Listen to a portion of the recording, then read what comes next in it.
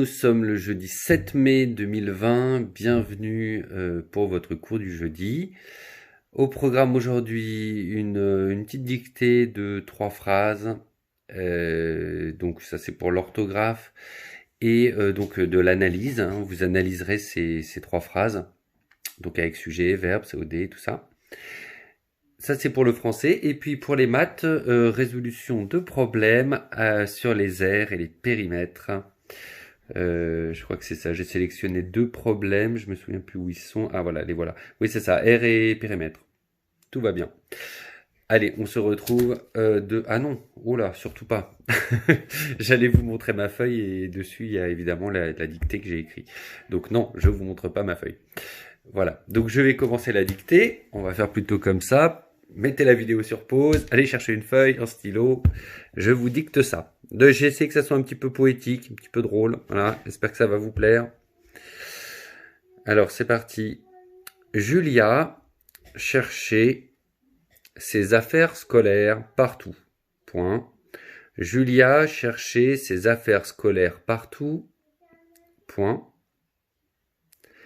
Elle les a aperçues sur l'étagère, virgule, avec un peu de poussière.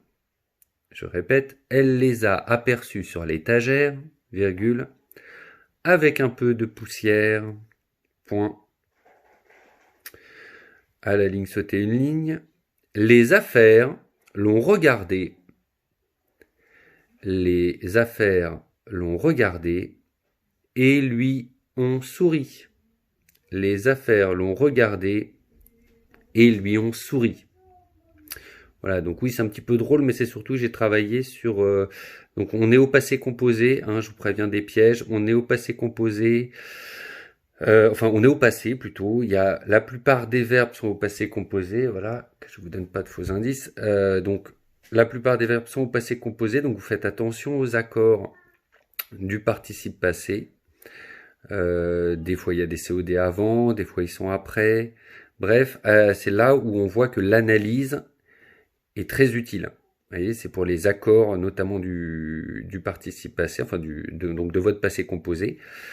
Vous avez besoin de faire l'analyse pour savoir où est le sujet, où est le verbe, où est le COD s'il y en a un, et si c'est autre chose qu'un COD, puisqu'on accorde avec le COD qui est avant, avec l'auxiliaire avoir. Donc voilà, faites-moi une belle analyse, et normalement, ça doit vous faire trouver des erreurs une fois que vous avez fait l'analyse. Parce que vous allez dire, ah mais le COD il est là, ah mais en fait c'est pas ça alors l'orthographe. Voilà, vous allez vous faire des choses comme ça. Voilà, donc ça c'est pour le français, dictée et puis donc analyse. Et on passe tout de suite aux maths avec donc 2 problèmes. Et ils sont très sympas. Ils ressemblent un petit peu à ceux de la dernière fois, pour pas que ça vous déboussole. Mais bon, un petit peu différent. Voilà, à tout de suite. Donc, voici le problème de maths, ici c'est le 15. Donc, sympa, ils vous ont fait déjà le schéma. On a installé un bassin au centre d'une pelouse carrée de 9,5 mètres. On aurait pu dire de 9 mètres et 5 décimètres. Donc de côté, donc voilà, 9,5 chaque côté. Calcule le périmètre du bassin. Attention, on demande le périmètre du bassin. Voilà, donc pour connaître le périmètre du bassin, vous devez trouver quelles sont ces longueurs ici. Voilà. Donc ce schéma, évidemment, va vous aider énormément. Enfin, c'est comme ça que vous allez trouver la solution. Mais attention, il est fait d'une certaine manière que c'est vraiment un indice. Ça ne vous donne pas vraiment la réponse. Faut arriver à voir qu'est-ce qu'on fait de ce mètre-là. Voilà, par rapport à celui-là. Par rapport à la longueur. Voilà, donc ça, c'est juste un calcul de périmètre. Donc là, on n'est pas sur les aires. Donc vos unités seront en mètres. Et voici le problème 16, donc sur les aires. Observe le plan de cet appartement. Bon voilà, réponds aux questions. Donc là, vous avez un plan d'appartement. Donc on vous a mis l'unité de mesure, l'unité de longueur des aires. Ici, on va utiliser le mètre carré. Donc un carreau, représente 1 mètre carré.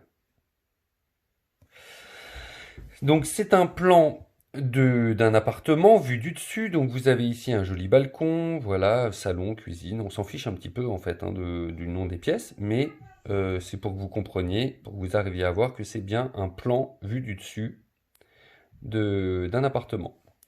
Question 1. Quelle pièce de l'appartement a la plus grande surface?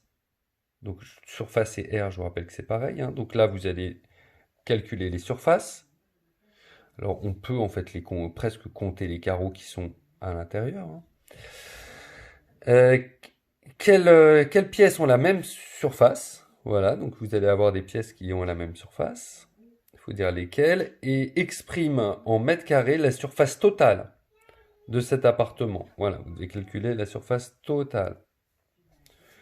Moi, il est mis 3 étoiles parce qu'il doit être très agréable à faire, parce que c'est pas au niveau de la difficulté, c'est quand même pas non plus extrêmement dur. Par contre, on doit bien se faire plaisir. Alors, faites-vous plaisir. Voilà. Il semblerait que l'école reprenne un petit peu la semaine prochaine. Si j'ai bien compris, mais ça peut encore changer, hein, donc voilà, tout ce que je dis, c'est pas sûr, mais voilà, il semblerait que l'école reprenne un petit peu la semaine prochaine. Moi, je travaillerai un jour à l'école et un jour à la maison à faire encore des vidéos pour ceux qui peuvent pas venir, pour ceux qui viennent pas. Et la maîtresse ferait pareil, donc elle viendrait un jour à l'école et l'autre jour non. Voilà. Mais c'est pas encore sûr, on a encore des réunions. Voilà, on est un petit peu tous dans le même bateau du questionnement, on avance, mais on se questionne en même temps. En tout cas, je vous souhaite une très bonne journée et je vous fais la correction de ceci demain. Voilà. Bonne journée, amusez-vous bien.